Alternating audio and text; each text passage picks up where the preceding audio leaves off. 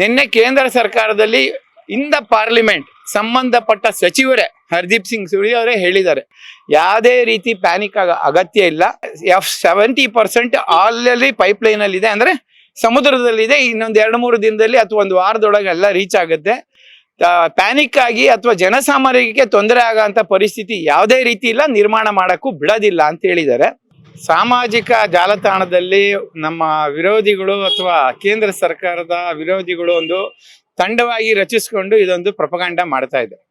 ಹಿಂದೇನು ಮಾಡಿತ್ತು, ಹಿಂದೆ ವಾಜಪೇಯಿ ಪೀರಿಯಡ್ ಅಲ್ಲಿ ಈರುಳ್ಳಿ ಬೆಲೆನ ಏರ್ಸೋ ರೀತಿನಲ್ಲಿ ಎಲ್ಲಾ ರೀತಿಯಲ್ಲಿ ಮಾಡಿತ್ತು. ಇದು ಒಂದು ಪ್ರಯತ್ನ. ಆದ ಕಾರಣ ಇದು ದಯವಿಟ್ಟು ಜನ ಯಾರೂ ಪ್ಯಾನಿಕ್ ಆಗದೆ ಇರಲಿ ಅಂತ ನನ್ನ ಮನವಿ. ಇದು ಪ್ಯಾನಿಕ್ ಆಗಿ ಎಲ್ಲರೂ ಒಂದೇ ಮನೆಗೆ 4-5 ಸಿಲಿಂಡರ್ ಹೋಗ್ಬಾರ್ದು ಅನ್ನೋ ದೃಷ್ಟಿನಲ್ಲಿ ಅಗತ್ಯ ಯಾರ್ಯಾರಿಗಿದೆ ಆ ರೀತಿ ಒಂದು ಅನುಕೂಲ ಆಗ್ಲಿ ಅಂತೇಳಿ 25 ದಿನಕ್ಕೆ ನಿಗದಿಪಡಿಸಿದೆ. ನನಗೂ ಮೆಸೇಜ್ ಬಂತು, ನೆಕ್ಸ್ಟ್ ಬುಕ್ಕಿಂಗ್ ನಿಮ್ದು 6ನೇ ತಾರೀಕು ಏಪ್ರಿಲ್ ಅಂತೇಳಿ. ಇದು ಒಂದು ಸ್ಟೀಮ್ ಲೈನ್ ಆಗಿ ಇರಲಿ, ಜನ ಪ್ಯಾನಿಕ್ ಆಗದೆ ಇರಲಿ ಅಂತ ಹೇಳೋ ರೀತಿನಲ್ಲಿ ಸರ್ಕಾರ ಒಂದು ನಿರ್ಧಾರ ತಗೊಂಡಿದೆ. ಇದು ಸ್ವಾಗತಾರ್ಹ.